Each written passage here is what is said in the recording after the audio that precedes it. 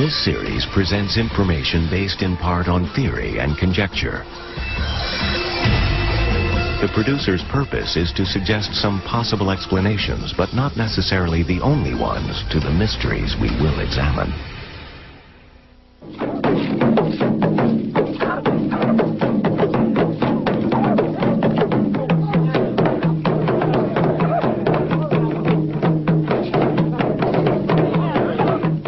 These dances, these masks, these strange rituals have meaning. They describe precisely the relationship between a remote African tribe and the heavens. This tribe believes all life comes from a distant dark star, invisible to the naked eye. Recently, modern science was able to find this star and confirm its existence. Now we must ask, how did a primitive people, lacking instruments of any kind, discover a dark star hidden deep in space?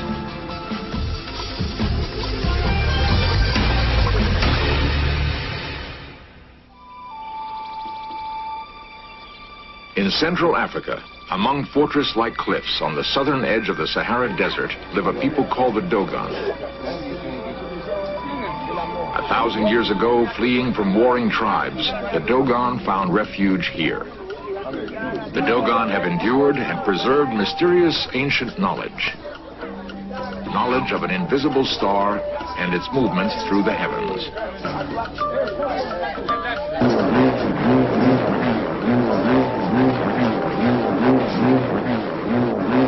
The hum of the bull roar is believed to be the voice of the sacred star.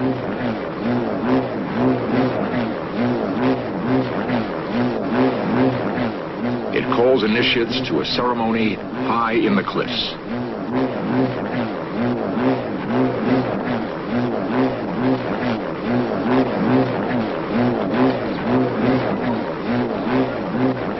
Dating back to a time when the Western world was locked in the Dark Ages, this ritual has taken place year after year. During the ceremony, the full spectrum of Dogon knowledge is revealed and passes from generation to generation.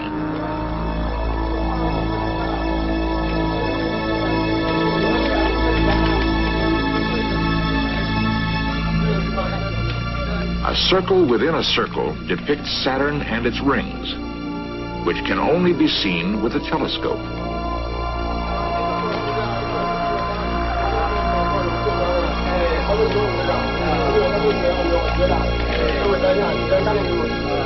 A large circle and 4 satellites. The planet Jupiter and its moons.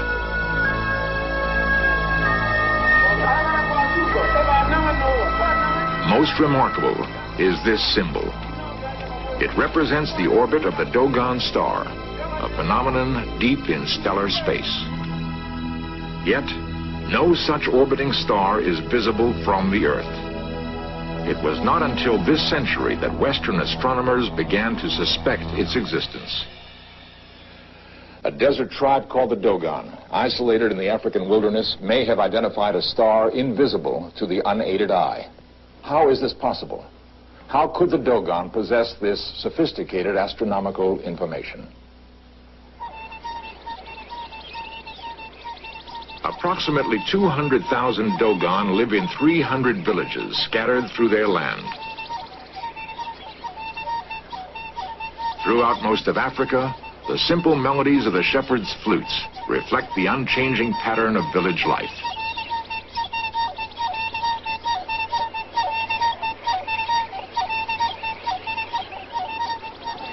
On the surface, there is little to separate the Dogon from countless other tribes.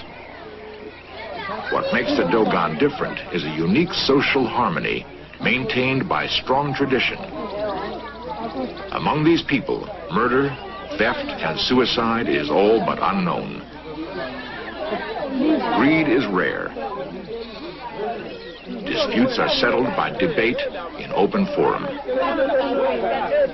A goat has broken down a neighbor's wall and damaged his crops. The farmer demands repayment. The goat's owner insists it is the farmer's fault he should have built a better wall.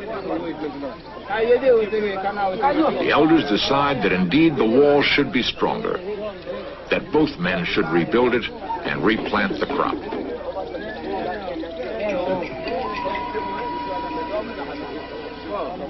Millet beer marks the settlement.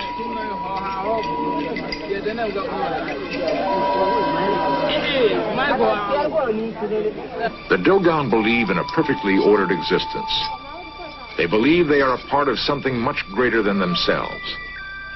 That each task, however menial, reaffirms their integral connection with the rhythm of the universe. In myths and symbols, the Dogon link the lowly with the lofty, the known with the unknown. All human activity is inscribed from the origin of man to the mystery of death.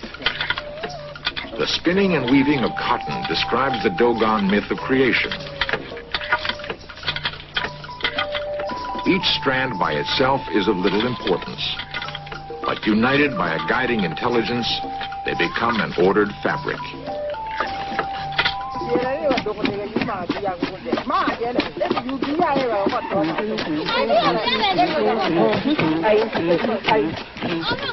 Planting, harvesting, the winnowing of grain from chaff, each act of Dogon life has a practical and a spiritual value.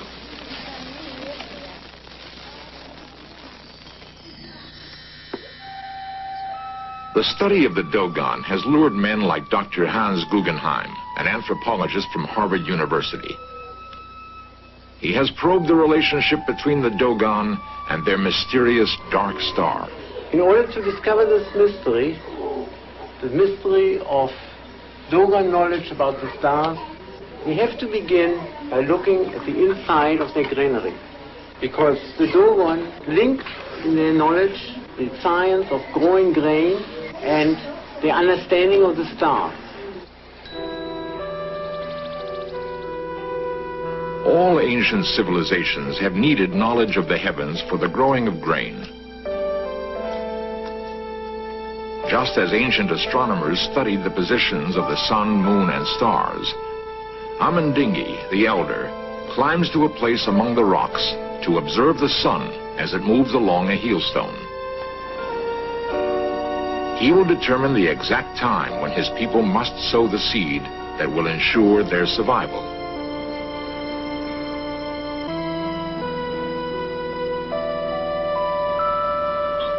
This land is normally a desert.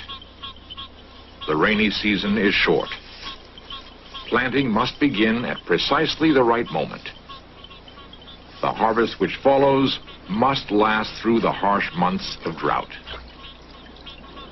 Life or death of the tribe depends on the accuracy of observation by men like Amandingi, the Dogon astronomer.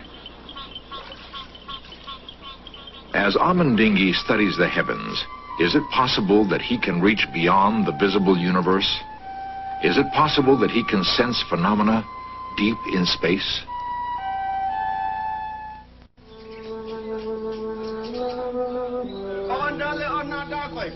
The Hogon, the high priest of Heru, is the chief of Dogon religious knowledge.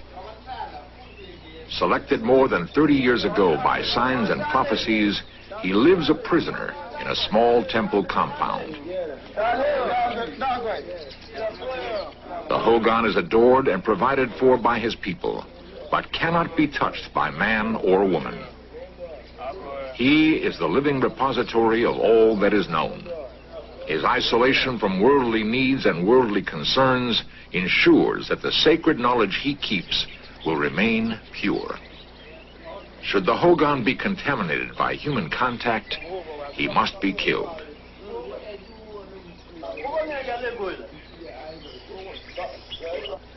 Away from the clamor of village life, in caves and rock shelters, the teachings of the Hogon are renewed.